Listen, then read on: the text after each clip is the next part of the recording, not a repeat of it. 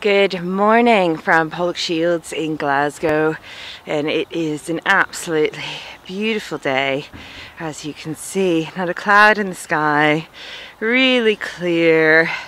This is Pollock Shields, if I didn't say that already. It's just down the street from my house, and I'm in the cage because they're doing work right there. So they're resurfacing things, I think. So anyway, good morning. Hello, what a lovely day. It was a short one today because I've got an appointment this morning. So I was only out here for probably half an hour or something. And also I quite like getting in and out before the school kids come out because it's just a little bit too tempting for them. One-on-one is fine, but yeah, I know better. But it was interesting because yesterday I was babysitting, and the wee 8-year-old girl I was babysitting for, I was like, so what do you want to do? You know, we could play a game, we could make, you know, some dancing, we could, and these wee girls, 8 and a 10-year-old girl, are like my wee dancing girls. I babysit for them, and we always, like, you know, have such a fun time. They're so great to babysit for. I know I get far more from it probably than they do. And the wee 8-year-old says, well, we could get our iPods and go outside and dance. And I thought, oh wow, that's awesome. That is so cool. So, you know, the imagination has latched onto that. That's a great idea. So I thought that was really cool. And then yesterday, I was feeling a bit stressed, and then I got a package in the post of this jumper and a sweater that's a little heavy for today. And a scarf is a little heavy for today, from a friend of mine in Japan. So that was so great. So that was a real boost to the whole thing that I do, because yeah, sometimes when you're feeling low, it's nice to have these little reminders that you're linked into other people. So that was great. So today I was dancing for great-grandfather Jimmy, who is in the hospital and has been for a couple of weeks and isn't doing so well. And so Jimmy is a very special name to me. I've got 2 uncles, and my grandfather's name's Jim as well, and so I felt a special connection to that today. And I got thinking about this whole thing of folks near the end of their lives being in hospital.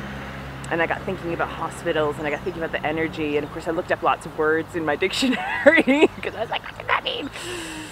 And it's again, it's this thing of, I think that when somebody is going through extreme suffering, there is really nothing we can do on a physical level.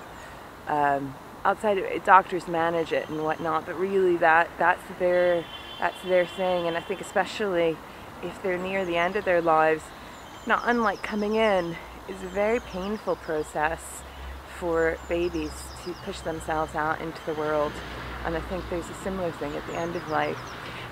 And regardless of whether you believe in any great big God spirit or whatever you want to call that, I don't see it as that in that way. But we're all made of carbon, right? And so when we die, that carbon gets recycled into the universe, and so in a way we will be reborn, and we are reborn again and again, because it's the same carbon going round and around and around, and it's quite extraordinary that. So like, in a way, there is this kind of thing about it. It's another transformation that's happening, and we are not very good about that in our society. I remember, because, you know, in terms of, we wait until the person is dead, and then we have whatever kind of funeral or thing. And I think there's this whole sense of, when someone is that ill, of holding on and coping. And the word cope, which I looked up, is another one I'd like, you know, struck from our vocabulary, because it actually comes from the idea of striking someone, and so it's the idea that you're kind of battling it. And I think a really important word to keep in mind with any of this is the idea of surrender, and again with that comes this idea of serenity. If you know, I think in martial arts there is that whole thing of it is going with the force of it. It actually gives you more power than coming up against it, and I think that is on a metaphysical level as well. So then it comes down to, well, what is the empowered thing to do in this situation? Because we are, you know, in terms of someone who's been tied into our lives for so long, and the notion that they are going to exit is a very difficult one. And I remember seeing this a television program or documentary or something, but it stuck in my head, although the actual details, where and stuff like this.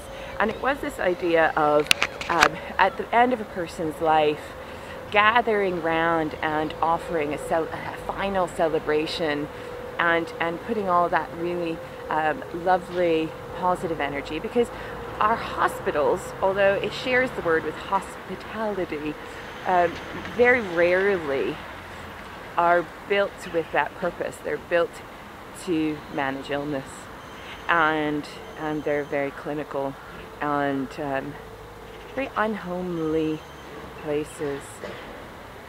And so I think there is something in, there's that kinesthetic empathy that happens, that, you know, the idea when you go into a hospital room, the idea that you have to be very quiet, stuff like this. I don't know if that's always right. I mean, obviously you have to go with what feels right.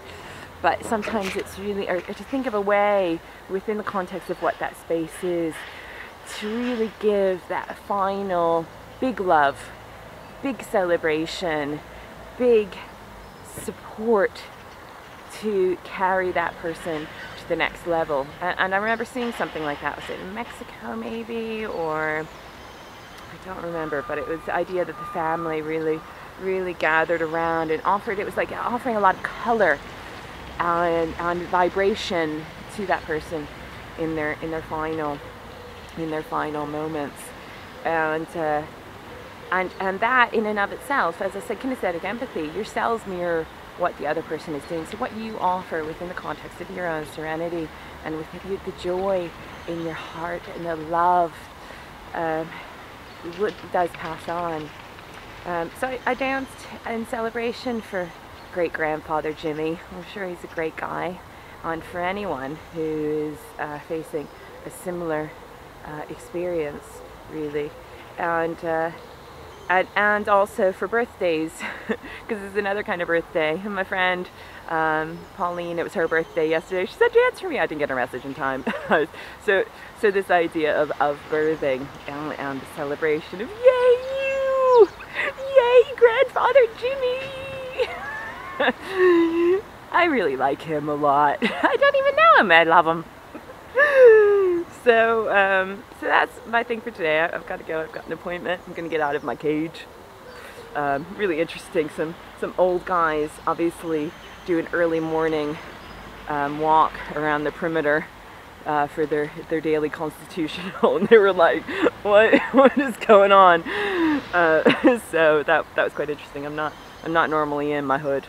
And as I've said before, I'm probably the only woman who's ever stepped foot inside of this cage, because it's always full of young boys, which is fine, but just interesting. So have a great day. I'll be back at the Broom Law tomorrow. If you have any wishes, let me know. Bye.